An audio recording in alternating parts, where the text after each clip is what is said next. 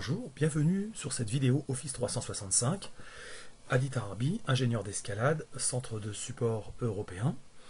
Voilà, je vous propose cette troisième vidéo concernant Advanced Threat Protection, ATP.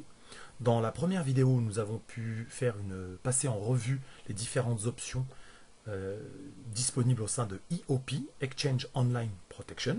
Donc les différentes options qui permettent de protéger un tenant face aux attaques connues, pour lesquelles nous disposons par exemple pour les antivirus de signatures, et la façon dont ces malwares peuvent être éliminés, les options disponibles pour fine-tuner ou faire du réglage fin sur l'interface EOP pour protéger plus encore ses utilisateurs, donc une certaine forme de flexibilité additionnelle à ce qui par défaut est présent et est suffisamment robuste dans la plupart des cas. À cela vient s'ajouter donc ATP. Donc pour toute organisation qui va souscrire ATP, le service va donc provoquer des modifications au niveau de votre tenante, et je vous propose de regarder brièvement ces modifications.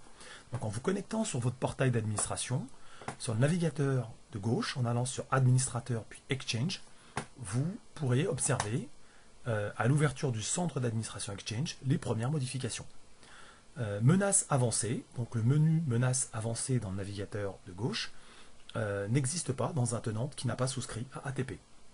Et voilà, donc toute souscription à ATP fait apparaître au bout d'1 ou 2 heures, il y a un temps de latence pour que le provisioning se mette en place.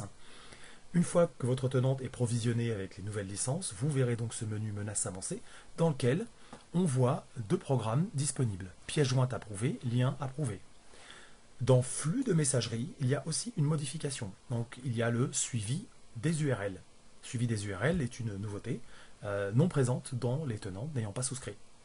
Donc, si je reviens sur menu avancé, c'est pour vous proposer juste aujourd'hui de regarder les pièces jointes approuvées et la façon dont fonctionne cette partie du programme, cette partie du service. Le reste fera partie de vidéos supplémentaires. Donc, que je ferai, j'espère, assez rapidement. Donc, dans pièces jointes approuvées, si vous cliquez sur le petit plus, voilà, on dispose d'une boîte de dialogue qui va nous permettre de venir fixer un certain nombre de paramètres.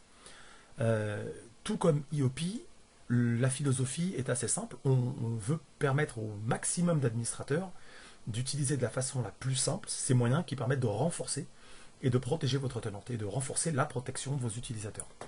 Donc ici, par exemple, on peut donner le nom, par exemple, voilà, une règle qui va être dédiée à protéger le service comptable, SV comptable.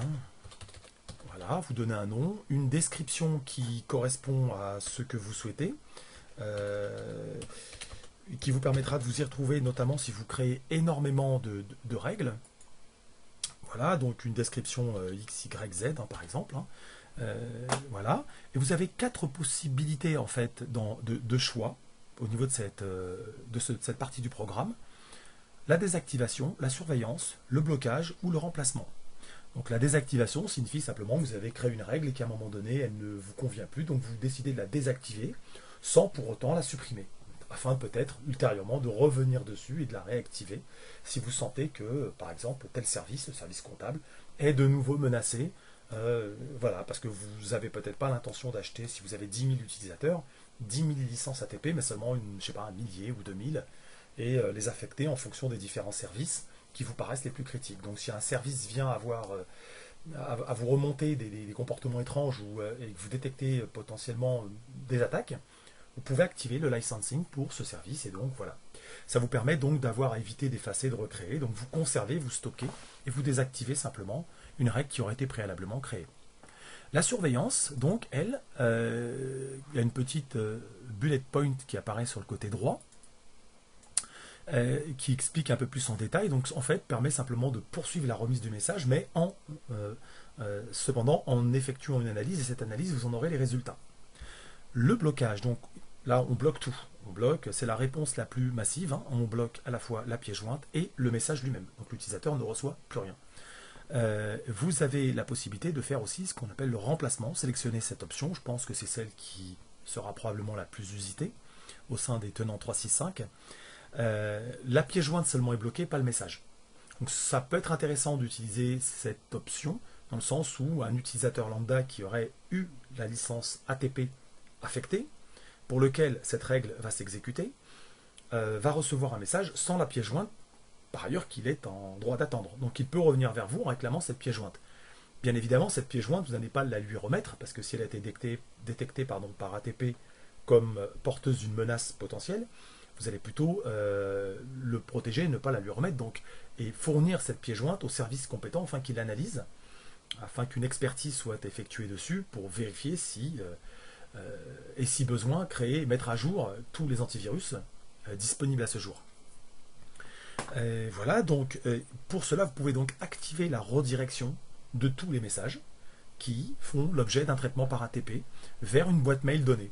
Donc la boîte mail, ça peut être une boîte mail x@mondomaine.com. Hein.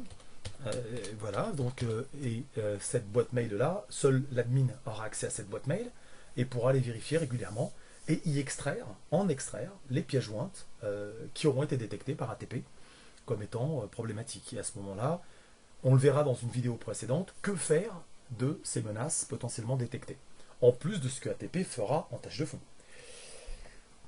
Vient la dernière phase, c'est l'application. L'application, à qui va s'appliquer cette règle. Donc cette règle va s'appliquer à soit un destinataire particulier, soit un domaine contenant un certain nombre de destinataires, soit à un destinataire qui serait membre d'un groupe. Voilà, donc une fois affectée, cette règle, vous pouvez simplement l'enregistrer et c'est parti. La règle sera active. Voilà pour cette première vidéo. Je termine juste sur un point. Je ne pourrais pas donner plus de détails sur le sandboxing, hein, mais encore une fois, l'analyse comportementale qui sera faite de la pièce jointe sera déterminante dans la suite de l'événement pour le message. Soit l'analyse comportementale ne révèle pas de menace particulière, soit elle en révèle une, et si elle en révèle une, le message est carrément écarté de la boîte mail, ne sera pas délivré dans la boîte mail de l'utilisateur.